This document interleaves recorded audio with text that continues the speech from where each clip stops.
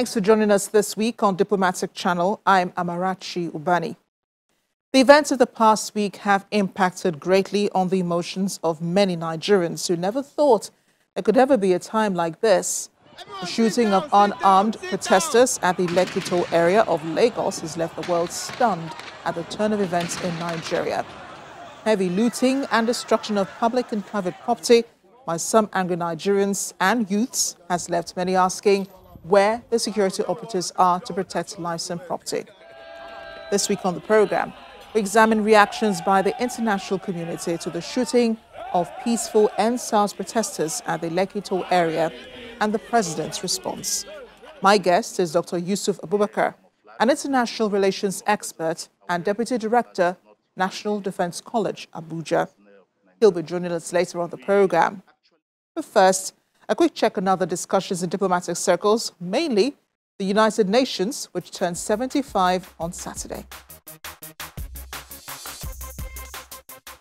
The United Nations turned 75 on Saturday, October 24th.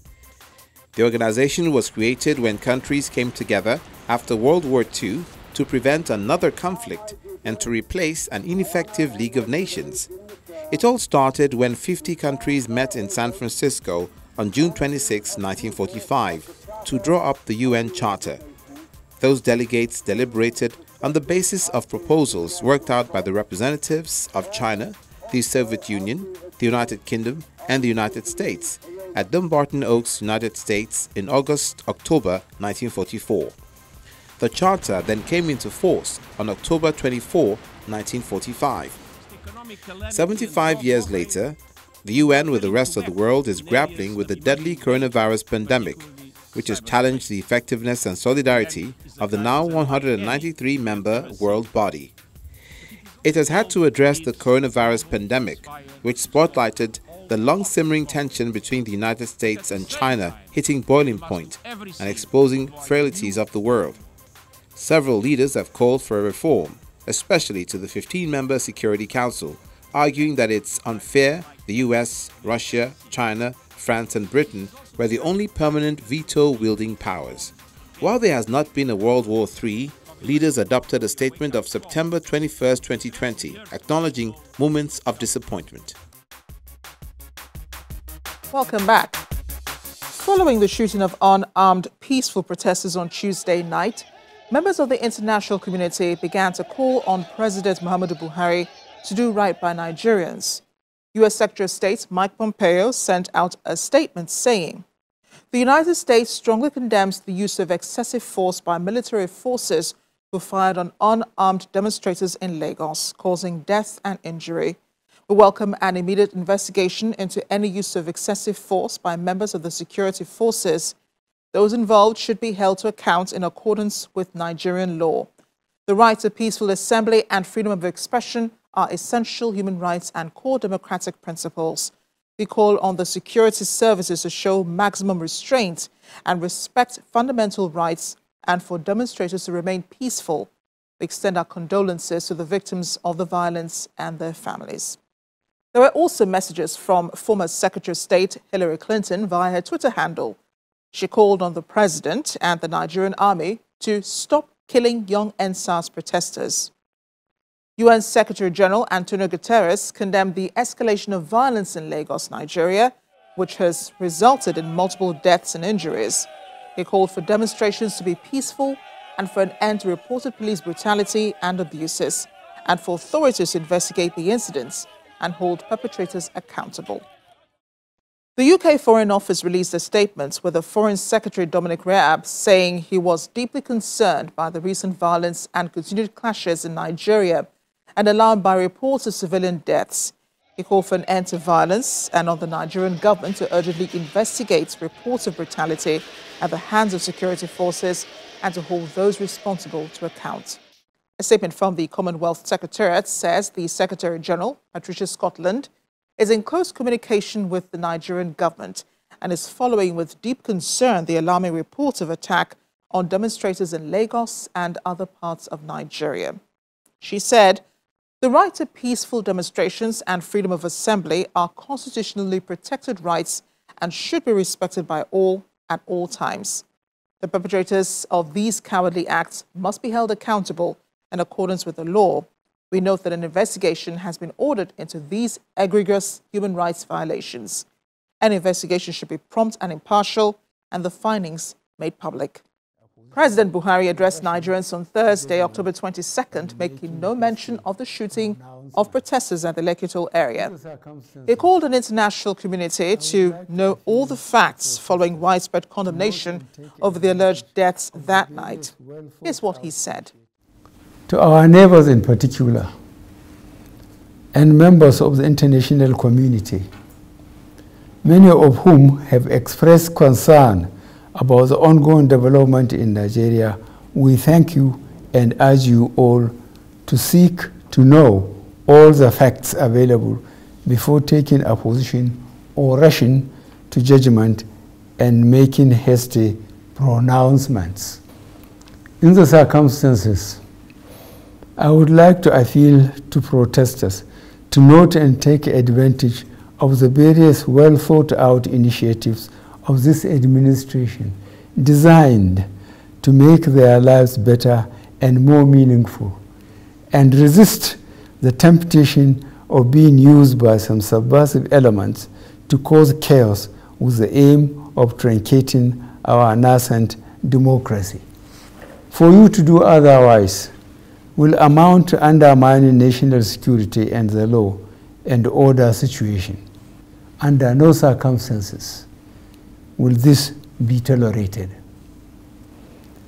I therefore call on our youth to discontinue the street protests and constructively engage government in finding solutions. Your voice has been heard loud and clear, and we are responding. And I call on all Nigerians to go about their normal businesses and to enjoin security agencies to protect lives and properties of all law-abiding citizens without doing harm to those they are meant to protect. During a meeting with former presidents and heads of state, President Buhari announced that 69 people have been killed in the protests against police brutality. The former leader stressed the importance of respecting the fundamental rights of citizens, including for peaceful protests as enshrined in the Constitution, and called on youths to pursue peaceful means in seeking redress through engagements with the government. I want to bring in my guest. Dr. Yusuf Abubakar is an international relations expert and a deputy director at the National Defense College in Abuja. He joins me now from Abuja. Dr. Abubakar, thank you for joining me on Diplomatic Channel. Thank you very much, Marachi. What did you make of what happened on October 20th when peaceful protesters were fired on at the Lekki Plaza in Lagos? Well, first of all, there are different narratives to that perspective. We're not very sure exactly who actually did the firing. The army has come out to make their own pronouncement concerning that. But generally, my opinion is that that was actually wrong. It's unacceptable. It's not something that should be tolerated. So it's now left for the government to try and see the possibility of carrying out proper investigations to know exactly what happened and communicate directly to the public. That is very important for the credibility of government. And some have said that the state government does not have, the jurisdiction to call in the army into a situation like this, because some have blamed Governor Babajide Sanwo-Olu for what has happened. They say the governor is responsible for what happened that night because it happened in his state. But the governor himself, he said that these were forces beyond his control.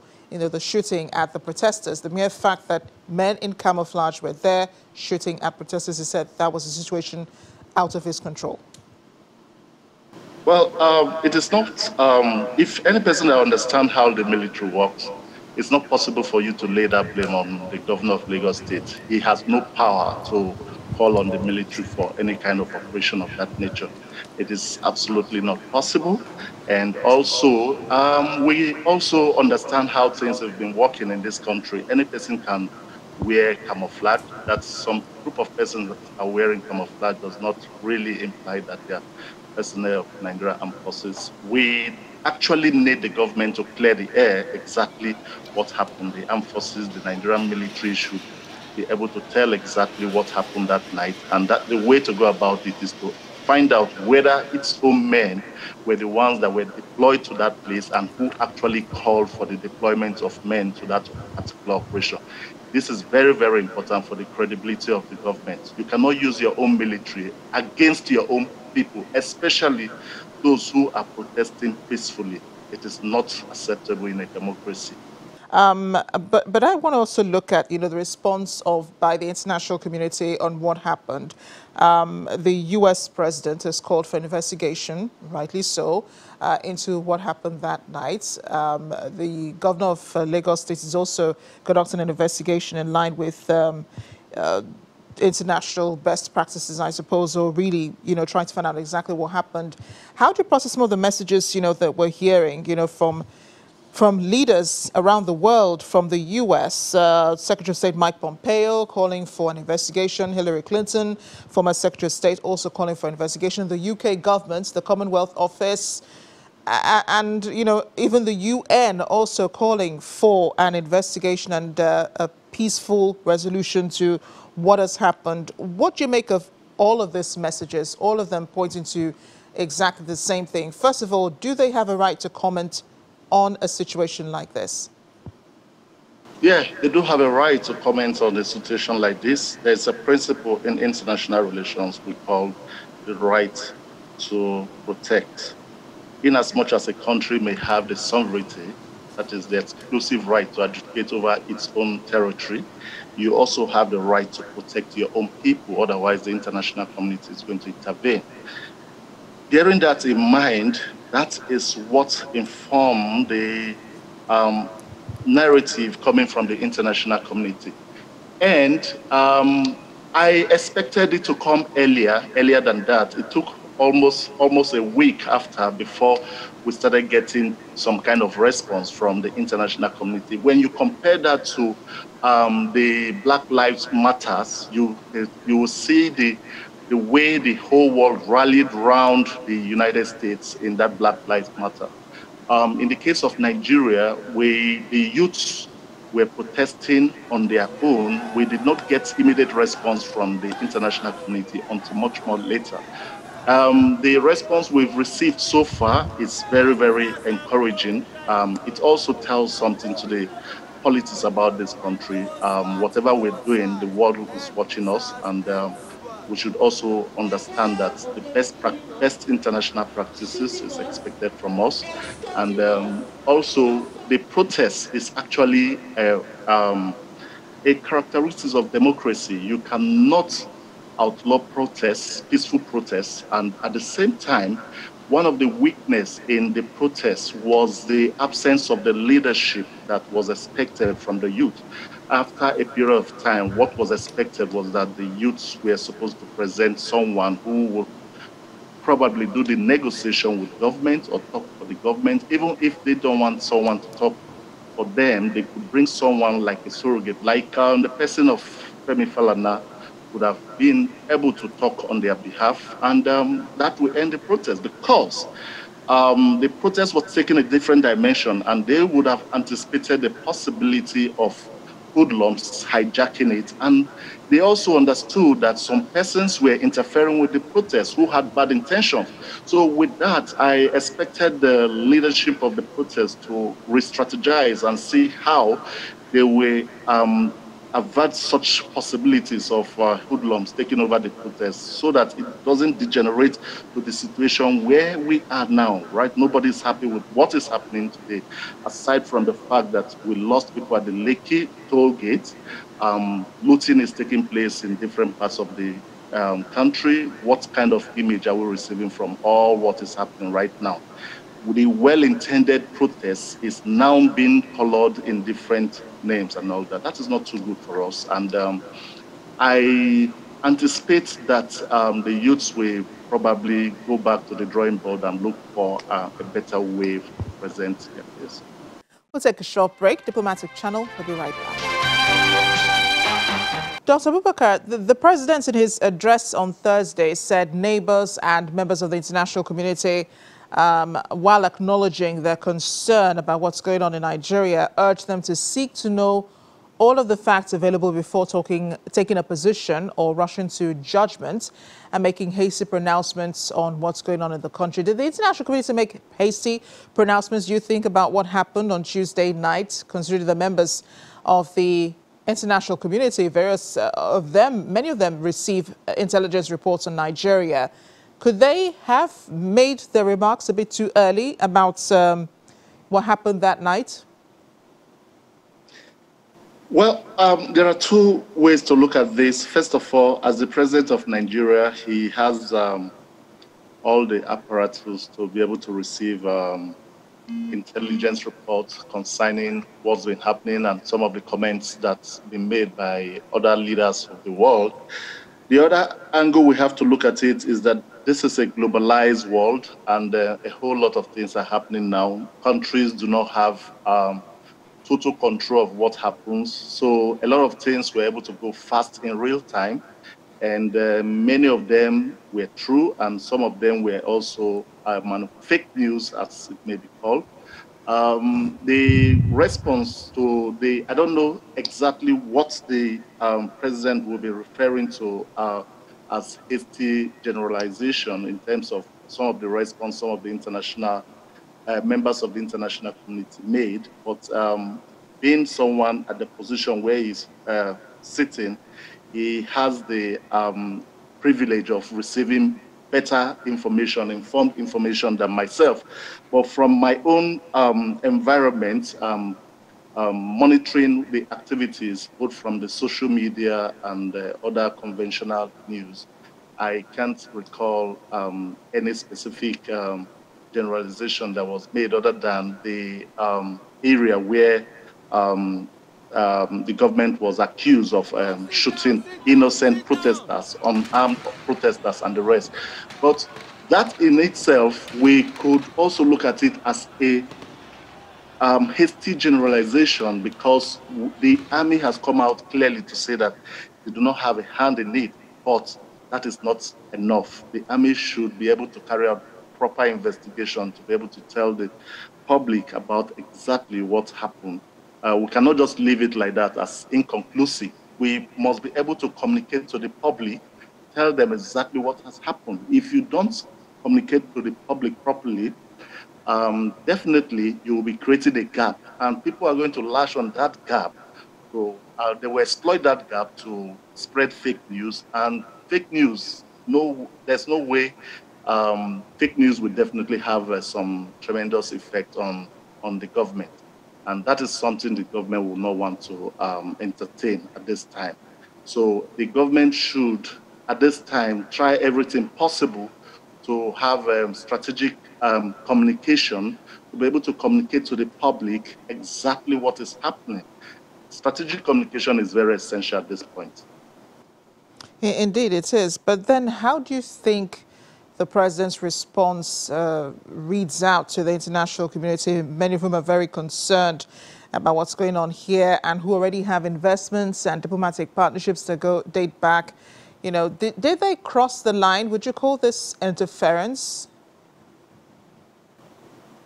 I listened to that speech very well, and I do not feel that the president was referring to Reid as an interference. I think what he was saying was that the international community should be able to get the clear picture of exactly what is happening.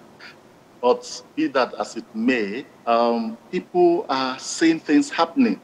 We do not have the exclusive right to claim that we're the only ones saying these things. A whole lot of people, the whole world was watching. The whole world was watching what was happening. Things were happening in real time.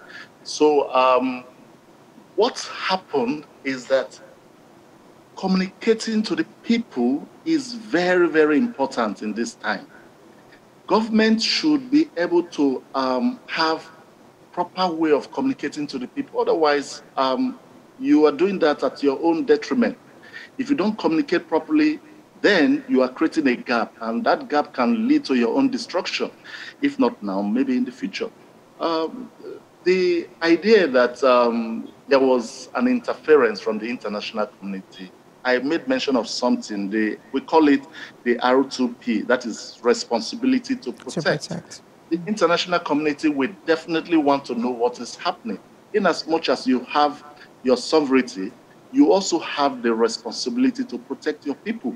You have to make sure that people, the well-being of the people, which is the primary concern of government, is enhanced. So I think that was the angle from which the international community were expressing their concern. And when the government now says that they should be able to check properly, I think the government in itself should be able to inform properly as well. Yes, if you do not want people to make so much assumptions, then you should be quick, swift in coming out to communicate properly to the people so that they don't continue to spread rumors. That is very, very instructive. Yeah, Maraj. This will be the second warning the international community will be receiving from the Nigerian government. The first being, the statements that were made before the state elections in Edo and in Ondo states, in which they announced a visa ban, a travel ban, seizing of assets for those who may have perpetrated violence or helped to perpetrate violence during both elections. This will be the second they're receiving from the president. Only this one, it's much milder, but then it does sound like it's pregnant with a lot of meaning. Going forward, how could this impact on Nigeria's relations with her neighbors and these partners who still are very concerned about what's happening in the country? Yes, Marachi, we have to understand something very clearly. West Africa has a population of 370 million, and out of that 370 million, Nigeria is about 200 million. So Nigeria is very strategic. Nigeria in the past 10 years has remained a hotspot in terms of conflict. In West Africa, we categorize the conflict areas into warm spots, hot spots. Nigeria falls into the hot spot, which means it is going to be Nigeria is of strategic interest to the international community, whether from the ECOWAS region, the African Union, and the larger United Nations community. The reason being that any problem in Nigeria is going to have tremendous effects in the entire West African sub-region. So the government should be able to understand that from that perspective. Anything that is happening here, every person is interested. They want to know exactly how it's being handled so that it doesn't get out of control, because if it gets out of control, the whole world is going to, in fact, the entire region is going to be in very, very serious problem. That's informed the reason why people or the international community is always interested and concerned about what happens in Nigeria. On the part of government, I do not expect the government to completely see it as interference, because Nigeria is a part of the international community. And if Nigeria want to continue to invite the international business organizations into the country for foreign direct investments, Nigeria should be able to clearly explain what exactly is happening within the country. We should be seen to be maintaining international best practices, and we should also be seen to be observing some of the human rights that are expected from government. And when this is not seen, there's definitely reasons why the international community will express concern on what is happening in Nigeria. Dr. Yusuf Abubakar, it's been a pleasure speaking with you. Thank you for joining us on Diplomatic Channel. Thank you very much. This is where we end the program today. Looking forward to reading your comments and questions. The addresses to reach me on are on your screen. I'm Amarachi Obani. I'll see you next time.